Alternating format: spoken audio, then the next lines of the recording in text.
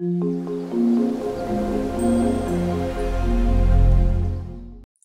experience is that people use for two reasons. They use drugs either to have pleasure or to avoid pain. Majority of the people, or combination of both, majority of the people use because of these two reasons. And if this is your story, and if you believe that you're using either to avoid pain or feel pleasure, and if the pleasure is gone and the pain still persists, and that means the drug is not working anymore. The magic is over, and it's time for you to get into treatment.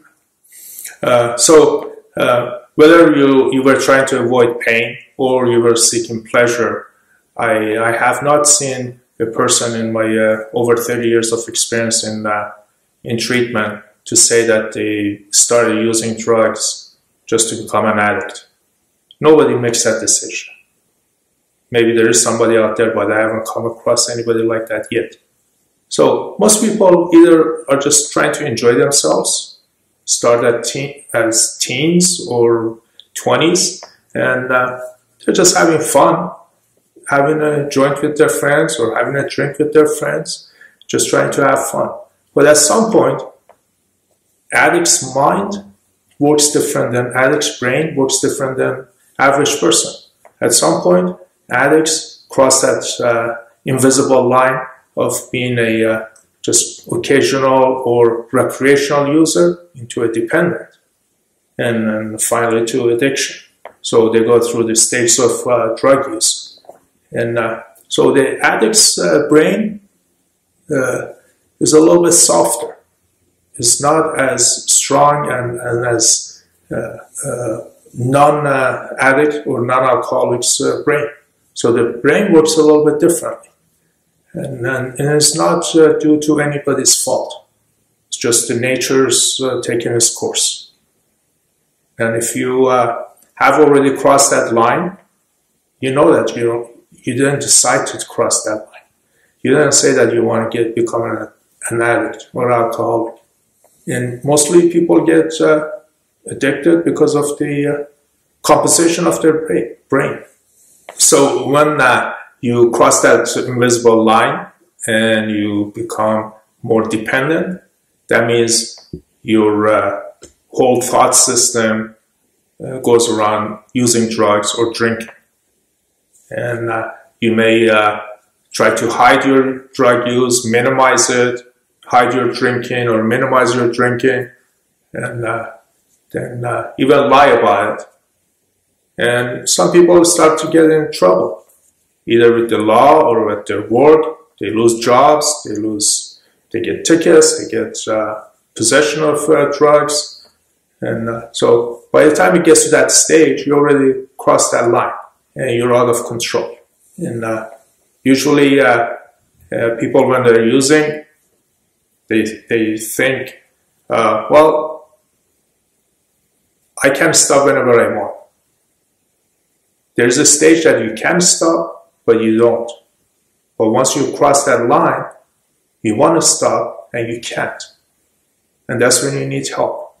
To gain control or regain control of your life and give your life back, you need some help. You need a strong support system.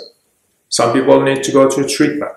Some people can go to 12-step meetings and to self-help groups.